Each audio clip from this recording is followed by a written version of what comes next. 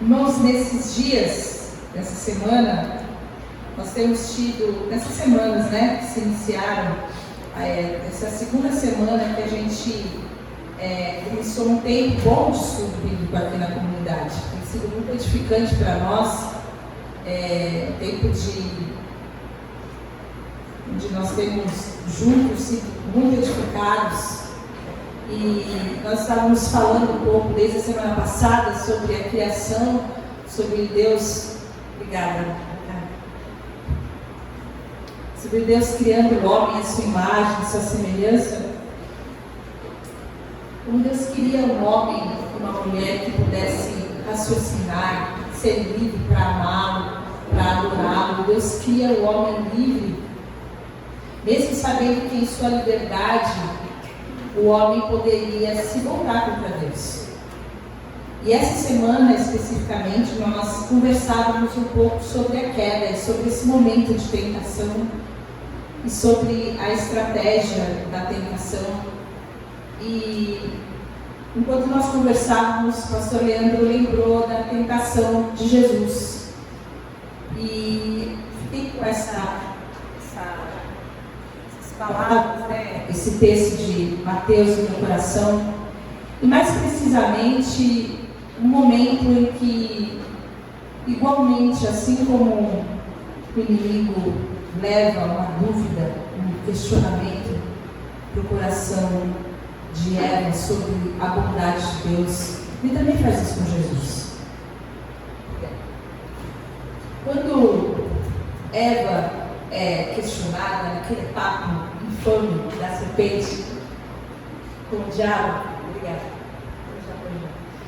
o diabo fala para ela assim: quer dizer então que você não pode comer de nenhuma árvore? Que Deus malvado que coloca ela numa árvore, num jardim, e ela não pode comer de nenhuma árvore. E ali ela começa a questionar a bondade de Deus.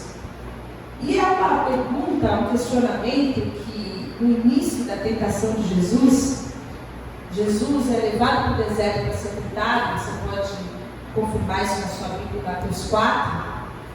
E a primeira conversa, o papo do diabo com Jesus, que agora Jesus tem um corpo humano, o corpo humano tem desejos humanos, e ele vai ser tentado. Jesus então ouve da voz do diabo a seguinte expressão: se você é filho de Deus, você é filho de Deus? Está com fome? Como é que o filho de Deus está com fome? Como é que o filho de Deus está passando necessidade? E essa questão é uma questão muito recorrente na vida do cristão. Muitas vezes nós, em meio às nossas necessidades, em meio aos nossos problemas que nós temos, se você ainda não teve, eu sinto te informar que você terá. Porque a gente cresceu ouvindo que o dia mal chega na vida de todo mundo. Então um dia você vai ter uma situação que você vai se lembrar dessas palavras.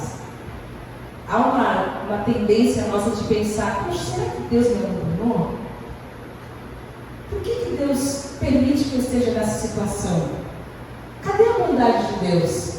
Se eu sou filho de Deus, por que eu estou passando por isso? Será que eu mereço estar passando por isso?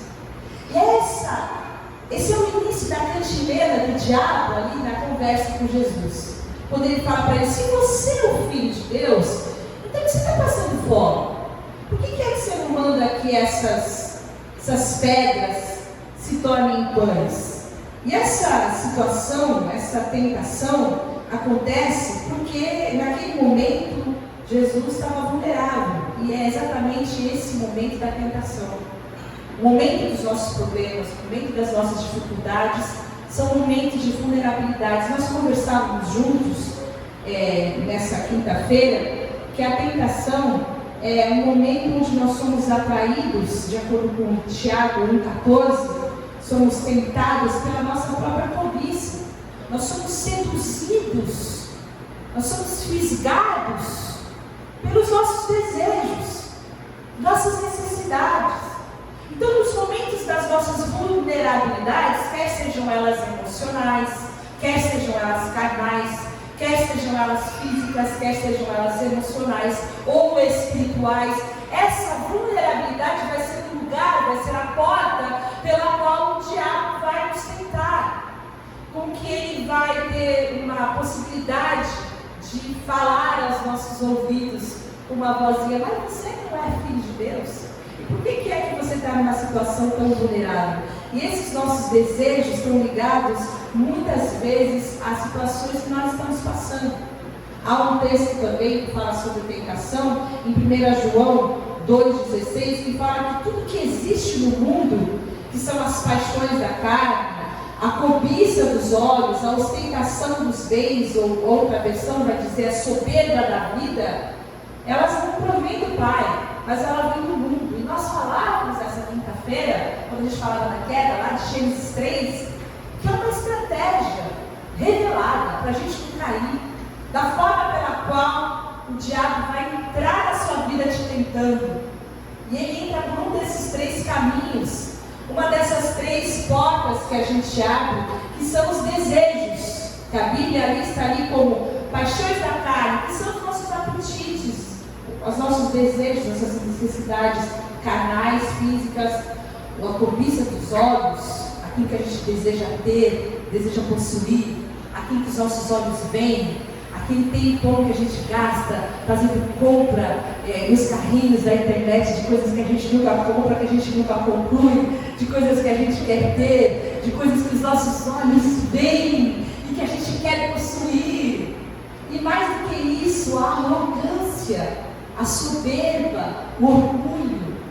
Coisas que a gente quer conquistar, quem a gente quer ser, o jeito que a gente quer que as pessoas reconheçam-nos, como a gente quer que as pessoas, as credenciais que a gente quer esfregar na cara das pessoas. Uma dessas situações sempre vão ser uma porta de entrada, de tentação para o diabo na nossa vida. Isso está revelado em 1 João 2,16. Isso não foi diferente na vida de Adão e Eva, isso não foi diferente na vida de Jesus, isso não é diferente na minha e na sua vida, mas a verdade é que a questão que ficou no meu coração é que quando nós estamos num momento mais vulnerável, um momento de dificuldade, às vezes um momento de dor, às vezes um momento sombrio, às vezes um momento de uma dificuldade onde nós já não temos mais controle. E aqui Jesus estava num momento de fome, um momento de uma situação que nem era algo que para nós seria um pecado, era uma fome, mas foi através dessa fome que ele teve uma tentação, era uma necessidade. E a gente entende que a ideia que é lançada no coração de Jesus é que se nós somos filhos de Deus, todos os nossos apetites precisam ser satisfeitos. E essa é uma mensagem herege, pregada em muitos púlpitos. E se você é filho de Deus, você não vai passar necessidade. Se você é filho de Deus, tudo que você quer, você vai ter. Se você é filho de Deus, você é a cabeça e você não é a cauda. Se você é filho de Deus, você vai exigir, e você vai declarar, e você vai conseguir, e você vai ter que rasgar um monte de versículo bíblico. Como, por exemplo, que no mundo você tem aflição. Como Jesus falando que o filho do homem não tem onde reclinar na cabeça. Se você quiser vir, você pode vir. Você vai vir sabendo que não tem promessa para esse mundo. E aqui, quando a gente vê Jesus sendo confrontado pelo diabo, ele está sendo confrontado com um momento onde ele mesmo estava num momento de necessidade. E nós, quando estamos diante da necessidade, estamos muito vulneráveis e muitas vezes abertos a esse tipo de tentação, por causa da urgência, da urgência que nosso coração se encontra. E a gente tem que questionar o que nós somos capazes de fazer por causa das nossas necessidades. Às vezes nós estamos atolados em nossos desejos, às vezes nós estamos atolados em nosso desejo de possuir, nosso desejo de ter, em nossa arrogância, em nossa soberba, com os nossos relacionamentos quebrados por causa de arrogância, por causa de soberba, e nós vamos sendo vencidos e vencidos e vencidos. E a pergunta do diabo muitas vezes é: mas você não é filho de Deus? Você não é filho de Deus? Você não está se comportando com alguém que é vitorioso? Essa não é a vida de um filho de Deus.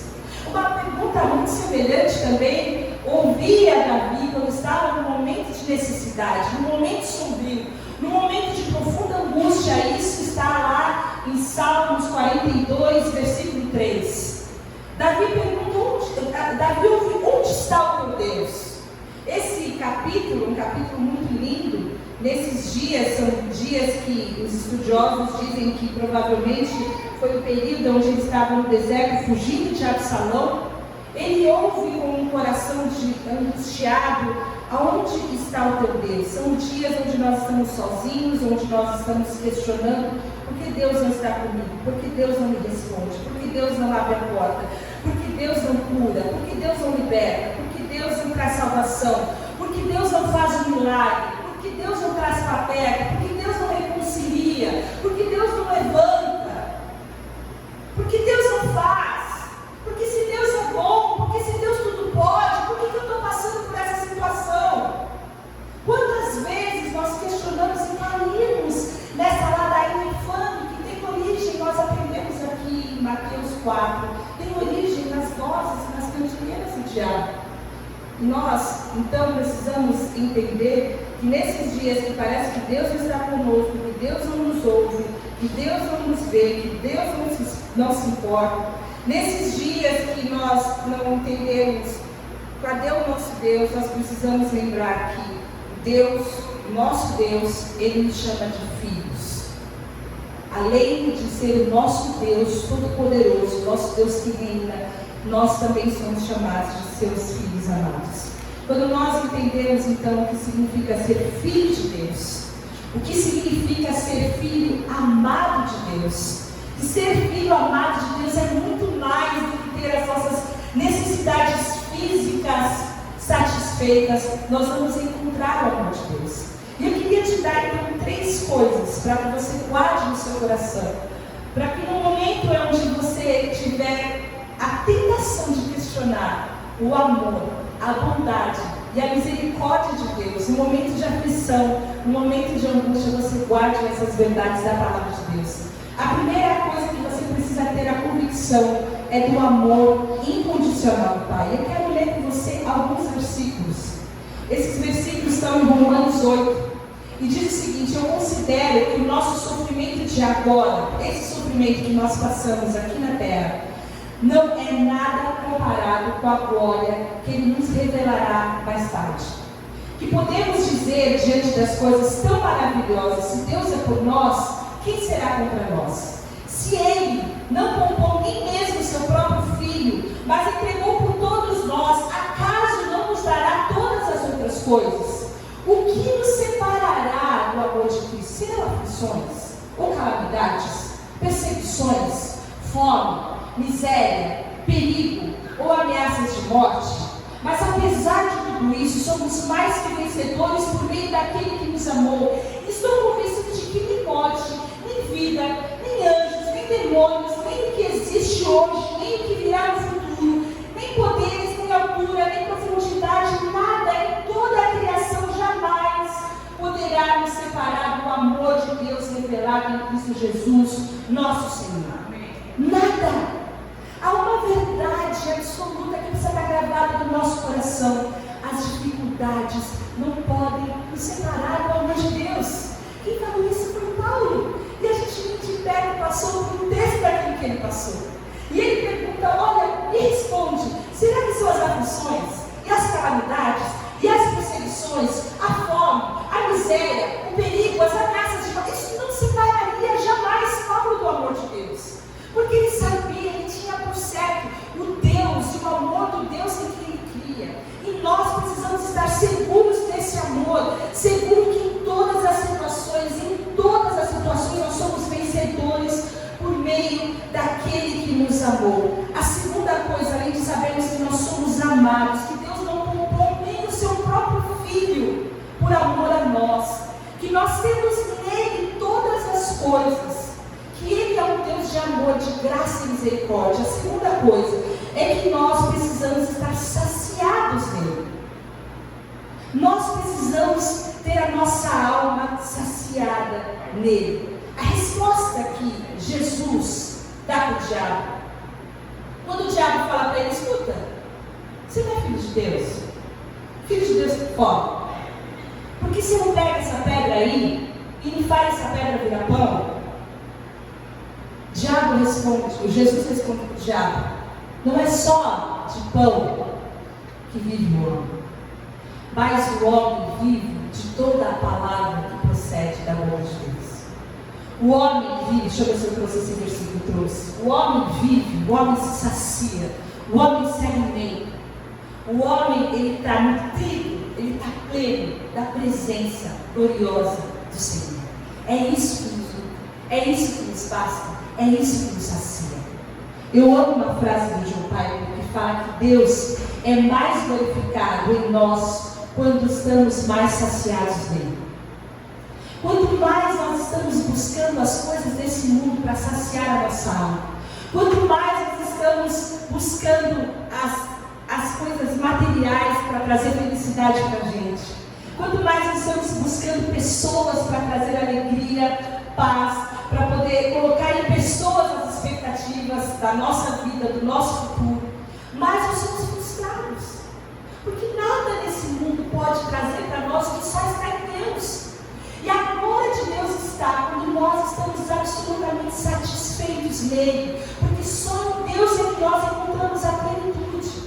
Quando nós entendemos que nós somos saciados absolutamente nele, que ele é o pão da vida, que ele é a água da vida, que ele é a fonte da água da vida, que ele é o pão vivo que desceu do céu.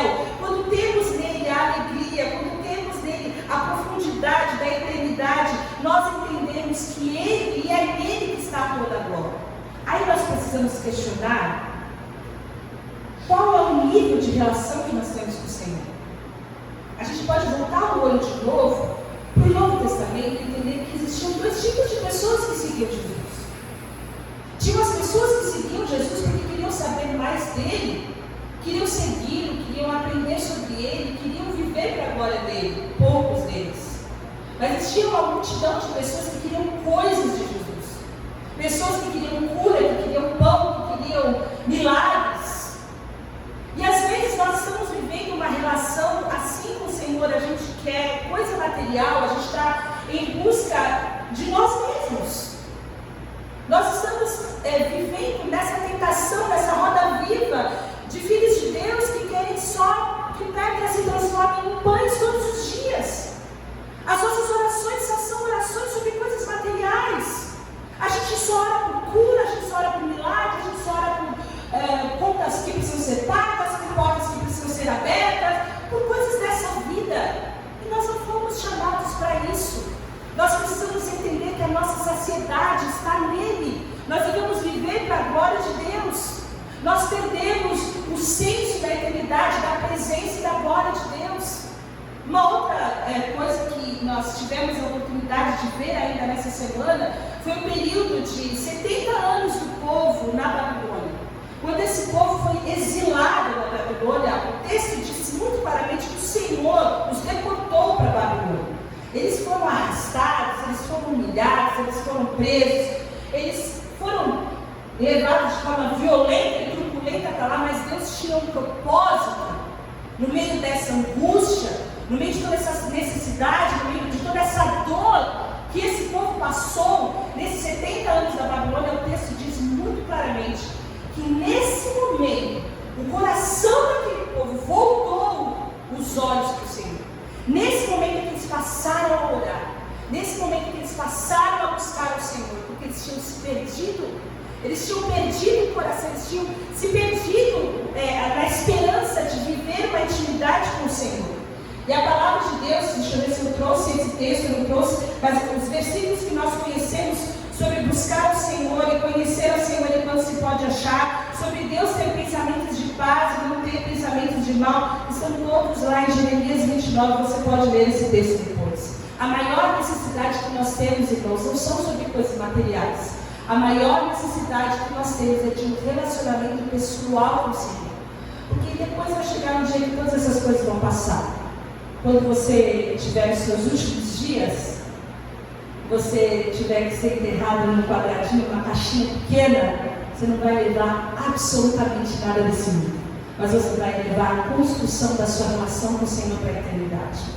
Você precisa saber como você tem se relacionado com o Senhor. É nele que está a sua saciedade? Ou você tem buscado nele apenas que transforme em pães. Qual é a sua relação com o Senhor? Se você é um filho de Deus, sacie-se nele. A última coisa que nós aprendemos com o Senhor é que um filho amado de Deus espera o Senhor. E nós cantamos: esperarei em ti, novas forças terei. E é interessante que Davi, nesse texto de Salmos 42, quando ele ouve: onde está o teu Deus? Ele começa a dizer: as minhas lágrimas têm sido meu alimento. Dia e noite, enquanto me dizem continuamente: o teu Deus onde está?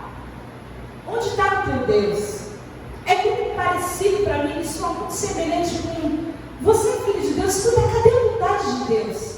Cadê a tal da misericórdia de Deus? Que vida é essa aí que você está levando? Em outro capítulo você vai ver que às vezes ele fica chateado e fala: poxa, olha o pessoal lá, os ímpios estão prosperando, está todo mundo se dando bem, o povo está trocando de carro, está viajando para o exterior, o casamento deles está dando certo, e eu estou aqui vivendo essa vida. Ele tinha uns momentos desses, né? É legal ler a Bíblia, você vai ver que é tudo muito parecido com a gente. Mas ele, nesse momento, está vivendo uma crise. Aí você vai caminhar com ele nos versículos seguintes e a gente vai ver como Deus se revela no coração de Davi em 2 pontos. 2 pontos para você entender a revelação do que significa ser filho de Deus e como encontrar Deus no meio da nossa angústia. Versículo 4 fala o seguinte: eu lembro-me dessas coisas e dentro de mim se me derrama a alma, de como eu passava, eu com a multidão de um povo, e os guiava em procissão à casa de Deus, entre gritos de alegria e louvor, multidão em festa. Porque estás abatido a minha alma? Porque te perturbas dentro de mim? Espera em Deus, pois a Ele louvarei, a Ele meu auxílio e Deus meu. A primeira coisa que Davi fala: eu me lembro dessas coisas. Quando meu coração está derramado e eu estou chorando e eu estou me questionando onde está o meu Deus, eu me lembro. Eu me lembro dos dias de festa. Eu me lembro dos gritos. Eu me lembro. E esse é um exercício que nós precisamos fazer nos dias que nós estamos em angústia, nos dias maus, nos dias em que a gente está na escuridão da nossa alma. A gente precisa lembrar do nosso passado. Se você olhar para o seu passado, você em primeiro lugar vai ver que você já enfrentou tempestade muito pior do que essa que você está enfrentando agora. Deus estava lá com você. Deus revelou a fidelidade dele na sua vida. E você sabe, você já experimentou, você sabe quem Deus é. Em segundo lugar, você vai entender a bondade de Deus, os pequenos milagres da sua vida. Quantos pequenos milagres, quantas coisas grandiosas Deus fez, não é? Mas quantos pequenos milagres? Quantos detalhes? Deus não é um Deus de detalhes?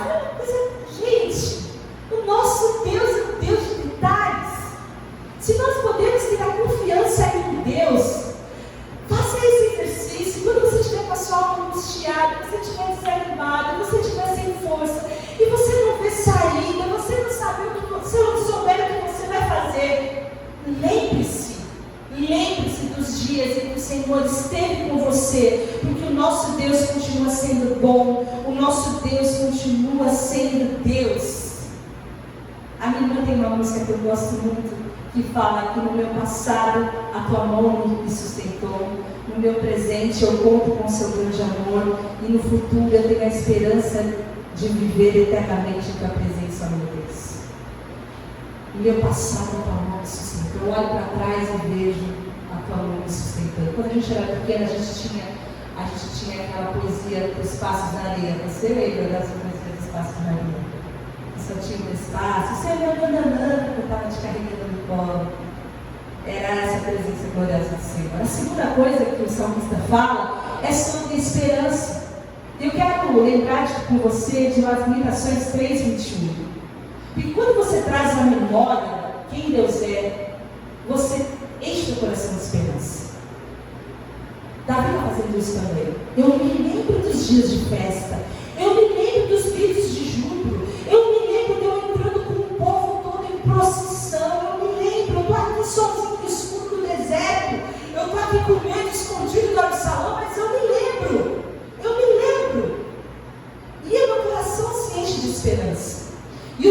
nosso Deus, diz a palavra em Lamentações 3, 22 a 25, que é um Deus de misericórdia.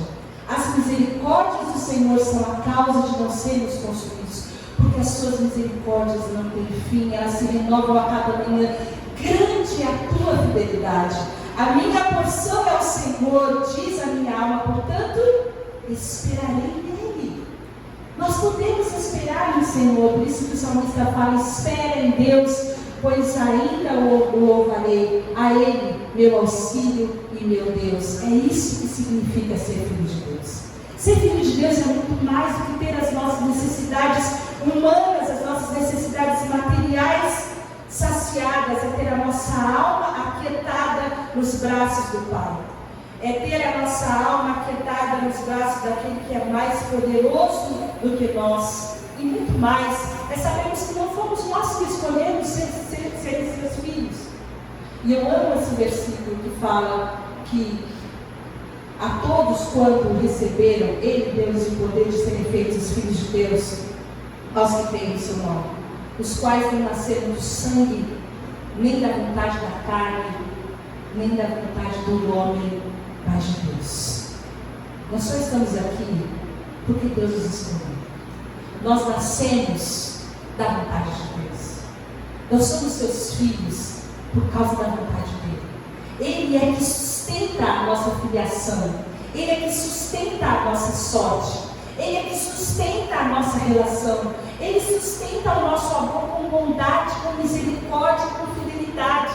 E Ele vai nos sustentar até o final, porque Ele é Deus. E Ele é um Deus de amor, Ele é um Deus de graça, Ele é um Deus de eternidade. Ele nos fez seus filhos para que pudesse ter esse relacionamento de amor, de confiança, de esperança e de entrega, e para que Ele possa ser glorificado na nossa vida quando nós nos saciamos nele. Ele é o pão em que nós podemos ter a nossa alma saciada, e nós, satisfeitos nele, podemos viver para a sua glória. Porque quando Ele é o nosso pastor, de nada nós temos falta. Quando Ele é o nosso pastor, nós alinhamos a nossa vontade, nós alinhamos os nossos desejos, nós alinhamos a nossa agenda com a vontade de Deus. Então de nada nós temos falta, irmãos. Nós precisamos viver a eternidade agora. Nós podemos entender que Ele é o nosso Deus, que está conosco todos os dias, que não nos dá nada maior do que nós não podemos suportar. E Ele traz para nós bondade e misericórdia sem fim, sem fim. Por isso, se a sua alma está abatida, se a sua alma está num lugar escuro, se você em algum momento questionou a bondade de Deus, fala: mas eu estou cansado. As coisas não estão acontecendo, eu estou orando, e até agora nada, não estou vendo um movimento. Confie em Deus, espera nele. Os que esperam no Senhor têm as suas forças renovadas. Os que esperam no Senhor confiam num Deus que é digno de toda a confiança, num Deus que é digno de um amor incondicional, e nada pode nos separar desse amor. Eu queria orar por você. Queria orar pela sua alma, pedir ao Senhor que a sua alma seja invadida por esse amor, por essa fé, por essa confiança, por essa esperança, e que o Senhor sustente você nesses dias, para que, mais do que ouvidos às mentiras que o diabo quebrar o seu relacionamento com o Senhor, você se sinta fortalecido por esse vínculo abençoador de amor e graça que o Senhor firmou na cruz do Calvário, disse Jesus. Vamos orar.